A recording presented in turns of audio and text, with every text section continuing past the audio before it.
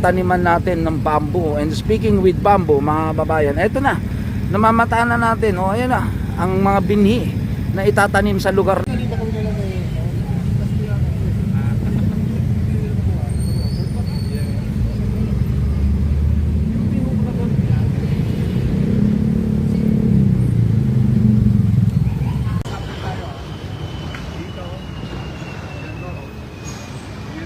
Pag na-perfect natin, hanggang Roas, Boulevard, buo. Boundary.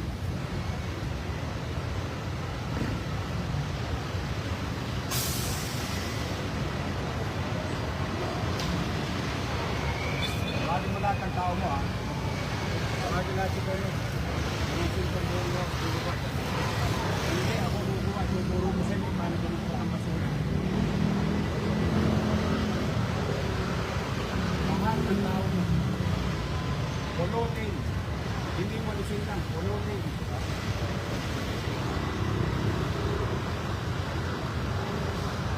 Lahat ng tao ilagay dito sa Los Boulevard. Ito na lahat.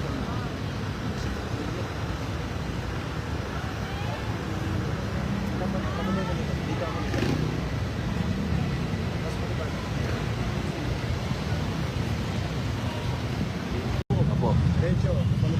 Para hindi matatakot. Hindi mapapasok kasi putusok sa mga buti nila. So natural barrier, open green space, fresh air din ang papasok sa inland galing sa. So ito, dito tayo magsasample. Tingnan ninyo kung ito nakakasya, papabili ako. Dito natin sa dito rin tayo mag-iilaw. Anong apply? Ang ilaw natin na sila. Apply pa.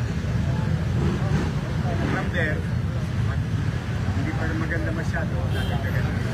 Then, pag na-perfect natin, yun yun. Dire-diretso na yan. Hanggang boundary. So, magpapila na ito yan. Mayroon na bamboo. Ito, bamboo sa loob, bamboo lahat.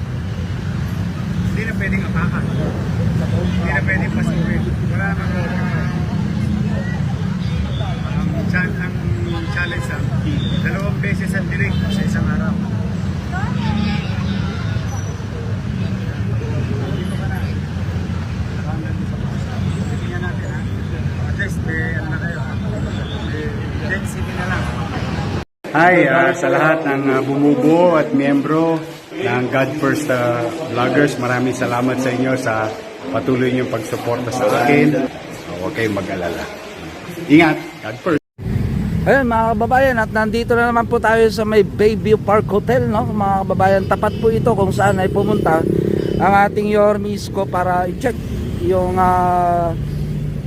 Center Island natin dito sa may Roas Boulevard. Mga kababayan, kung tanda natin ang pagdating niya dito ay meron siyang plano. Nagsukat-sukat po tayo dito mga kababayan ko ng pagtataniman natin ng bamboo. And speaking with bamboo, mga kababayan, eto na, namamataan na natin. O ayan na, ang mga binhi na itatanim sa lugar na to mga kababayan, at may naghuhukay na rin. Yan, at meron na rin mga 1, 2, 3 na nakita natin. And speaking with the engineering department ng flood control, mga kababayan, ayan si engineer, ayan, mamaya interviewin natin siya. Pero for the meantime, titignan natin itong ginagawa ngayon dito sa may plant box.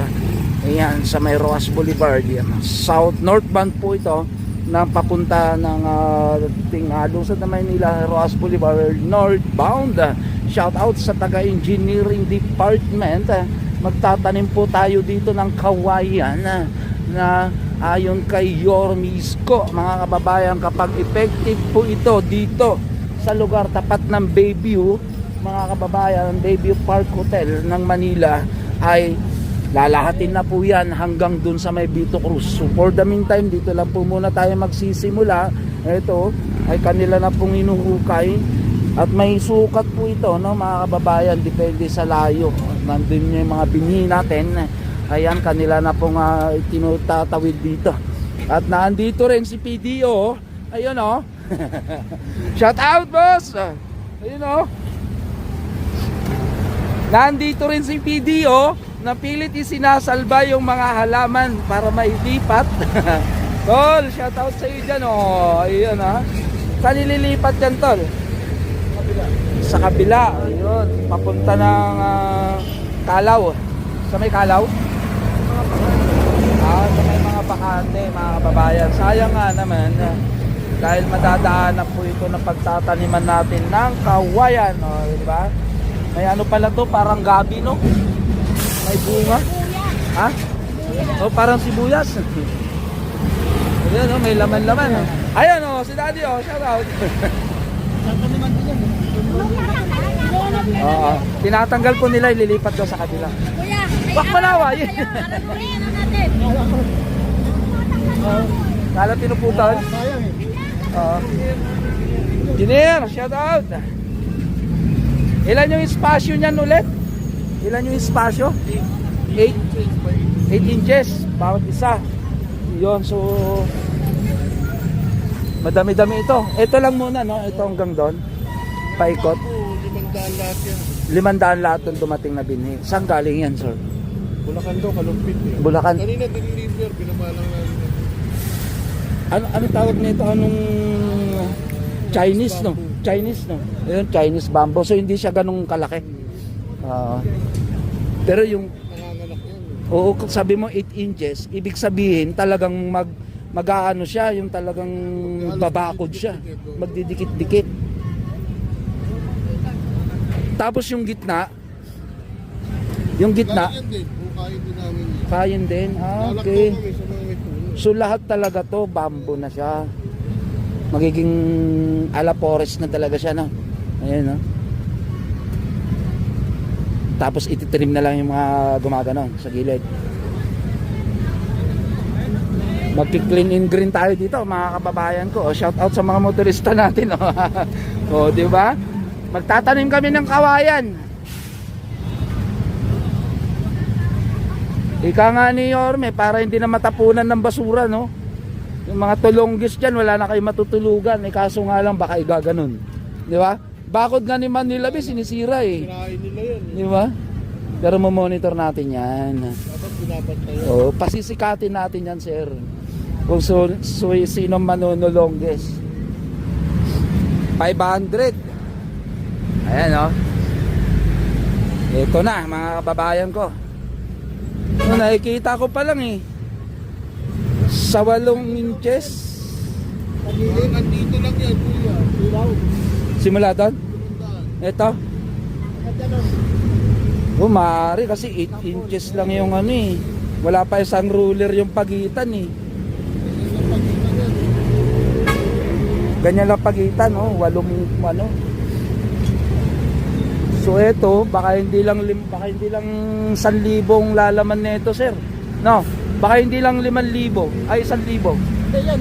500 yan. Nakaganyan. O 500. Limandaan Lahat na to. Oo, lahat. 500. Kaya sa 100 square meter. So madami-dami pala to, mga kababayan ko. Pero tingnan natin, ha, kasi maganda to pagka halimbawa ay natamnan na. Yan. Kanila na pong itinatayo. Oh. Hindi pa yan nakatanim, mga kababayan, nililipat pa lang. Pero nakukuha na natin yung idea ni Yormisco na itong lugar na to, mga kababayan ko, ay magpe-fresh po tayo dito. Magiging sariwang hangin po ang ating malalanghap dito. Mag-aano tayo dito, tawag nito parang gubat, no? Mag-aalagubat tayo dito. Di ba? Presko yan, tol. Pag nabuhay lahat yan, dyan pa lang yun, magiging masukal pala tayo dito, mga kapatid.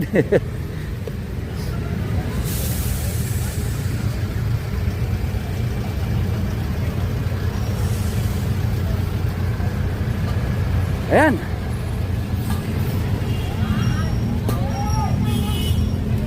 Ano masasabi mo, boss? Papalitan natin ng kawayan yung mga halaman. Ayos yan. Para maganda sa paningin ng tao. Oo, presko sa pagmumotor, ano? Oo. Ang nakaraan, nilagay ng Yorme yan eh. Oo. Basura eh. Oo nga eh. Daming tambak. Walang Ano, sir? Para hindi na tinutulugan. Oo. Eto, bali babakuran natin ng kawayan. Kaya sir, pakulan yung gilid para wala nila pinapasok yun. Sayang yung halaman, namamatay. Oo nga eh. Mag-aala forest tayo. Oo, para Malamig. magandang tignan. Tama. Natago ng balik eh. Oo, dito natutulog yung mga tulongges, no, sir, no? Kaya nga eh, binabago. So eto, magte-testing lang muna tayo dito sa isang area. Pero pag mag-take effect ito, hanggang Vito Cruz na po yan. Yan yung sabi ng ating mayor.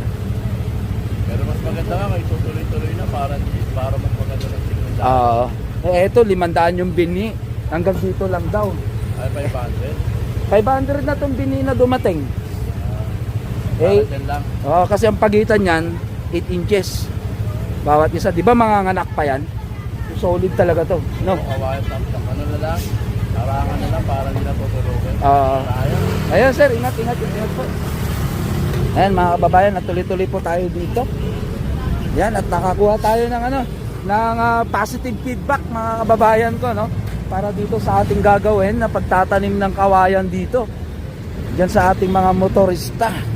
At busy ang taga-PDO para maisalba ang mga halaman. Ang mahal na mahal nilang halaman.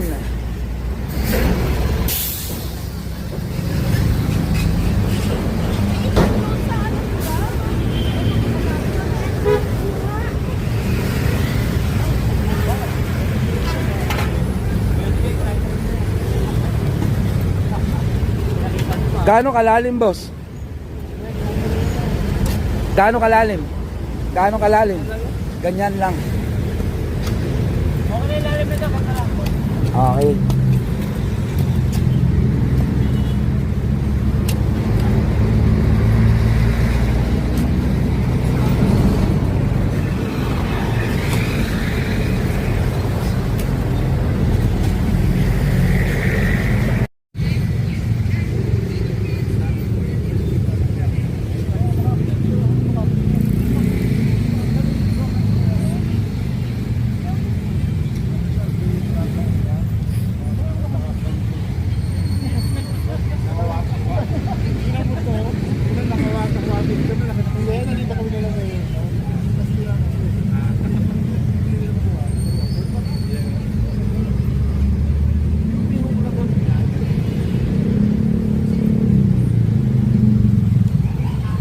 Yan si Sir Engineer Andres.